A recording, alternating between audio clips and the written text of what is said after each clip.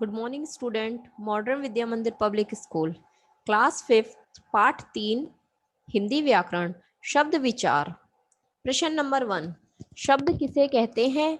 शब्द के भेद किस किस आधार पर किए जाते हैं?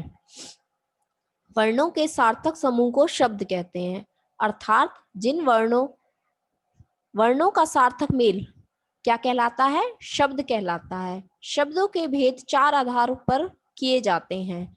नंबर 1 अर्थ के आधार पर, नंबर 2 उत्पत्ति के आधार पर, नंबर 3 बनावट के आधार पर और नंबर 4 प्रयोग के आधार पर।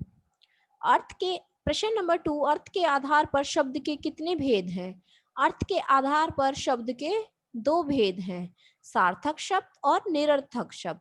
सार्थक शब्द जिन शब्दों का एक निश्चित अर्थ होता है उन्हें सार्थक शब्द कहते हैं, जैसे धरती, आकाश, वायु। नंबर 2 है निरर्थक शब्द, जिन शब्दों का कोई निश्चित अर्थ नहीं होता उन्हें निरर्थक शब्द कहते हैं, जैसे पानी, वाणी। अब वाणी क्या है? निरर्थक है। चाय, वाय, और इसमें क्या हुआ? वाय निरर्थक शब्द है।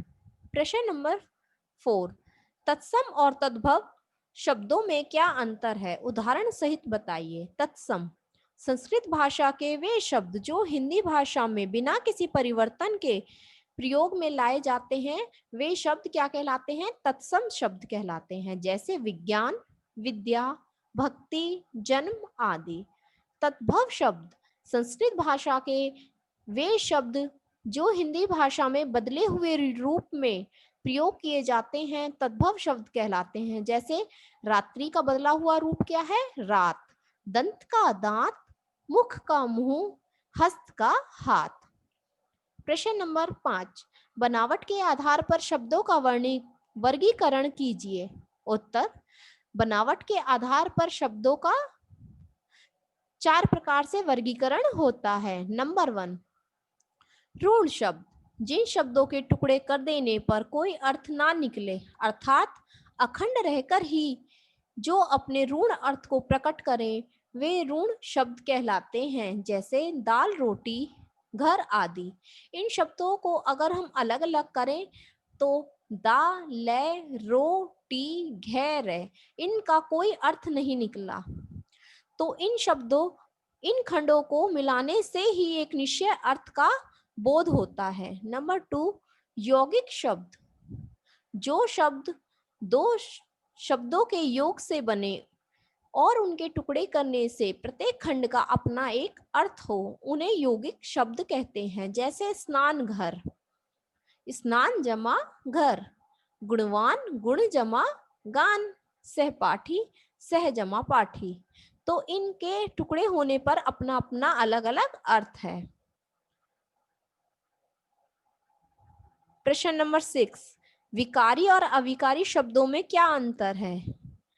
विकारी शब्द जिन शब्दों के रूप में लिंग, वचन, कारक आदि के कारण कोई विकार अथवा परिवर्तन होता है, उन्हें विकारी शब्द कहते हैं, जैसे मैंने एक लड़का देखा, कुछ लड़कों ने उसे पीटा, उस लड़के के साथ उसका भाई भी था।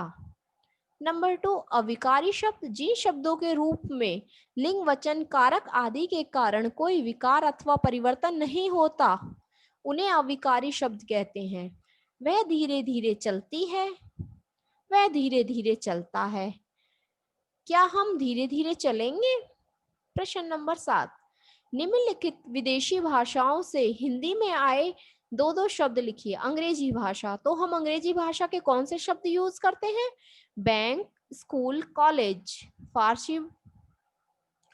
फारसी भाषा के आसमान, गुलाब, जमीन, और अरबी भाषा के आजाद, आईना, इत्र। पुर्तगाली शब्द अलमारी, साबुन, तौलिया। प्रश्न नंबर 8, तत्सम और तद्भव शब्दों का मिलान कीजिए। गांव, ग्राम, ग्राम को क्या बोलते हैं हम? गांव। निंद्रा, नींद। दुग्ध, दूध। हस्त, हाथ। दशम, 10वां। अब सभी बच्चों को ये पाठ अच्छे से याद करना है। जो भी आपकी टेस्ट की डेट होगी वो आपको बताई जाएगी, तब तक इस पाठ की अच्छे से तैयारी करें।